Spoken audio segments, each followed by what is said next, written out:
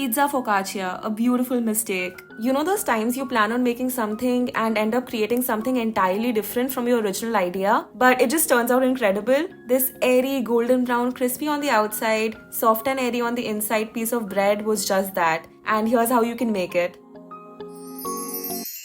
To a bowl, add a cup and a half of warm water and a teaspoon of sugar, 2 teaspoons of active dry yeast and mix well. Set aside for 10 minutes to proof and then add the yeast water, 2-3 cups of all-purpose flour and a good pinch of salt.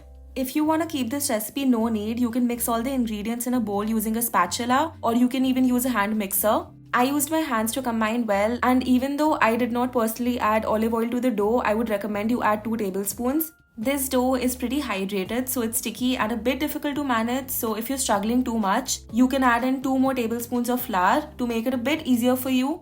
I transferred the dough into an oiled glass bowl and then covered with a lid. Put the bowl in a warm place for an hour before letting it rest in the fridge.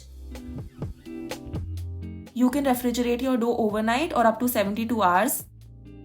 I let my dough chill in the fridge for 48 hours and on the day of baking, took it out and let rest on the counter for 1 more hour before using it. Meanwhile, let's make my easy and delicious marinara sauce. This is hands down the best pizza sauce ever. You take your tomatoes and slice off the tops before crossing their bottoms. Just 2 easy cuts.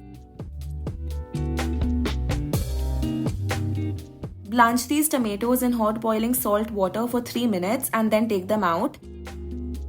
If you're feeling fancy and have a lot of ice, then pop these tomatoes in a bowl of ice water to stop them from cooking. But I just placed them on a cutting board to let them slightly cool down before I started removing the peels. As you can see, they come right off. Use a knife and just chop them roughly. We'll blend it later, so no need to be precise. Just make sure all of the white inside parts are removed. That's a super important step.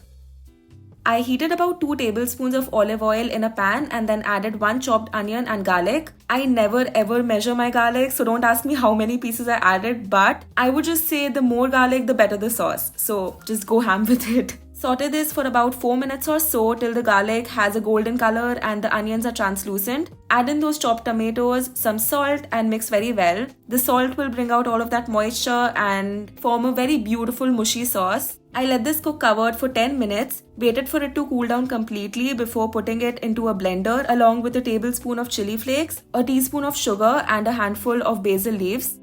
Be gentle and pulse, do not blend for a long time. You want little specks of green in that red sauce.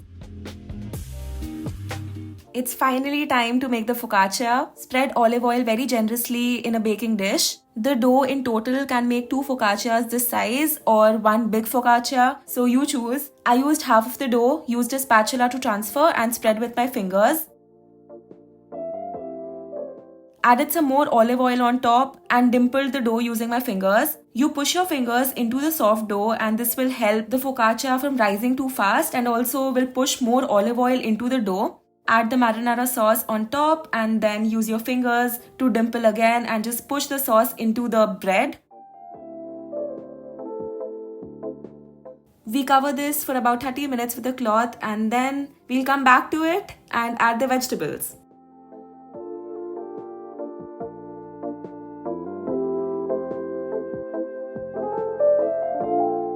We bake this in a preheated oven for 25 minutes. Take it out and then add the mozzarella. The reason we didn't add the cheese earlier is because mozzarella cooks very fast and you don't want to burn cheese, even though I personally love burnt cheese. Add some basil leaves on top and bake for 10 more minutes.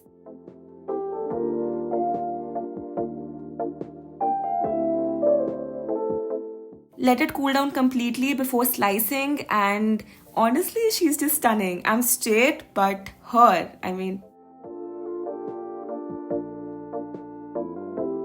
look at those holes. The entire reason I started making sourdough earlier this year is because I am a big fan of those airy pockets. But now that Baby is dead, she's like a pretty good rebound. This was genuinely so good. The bread just gets infused with that olive oil and that marinara and the vegetables and the flavor. It's so good.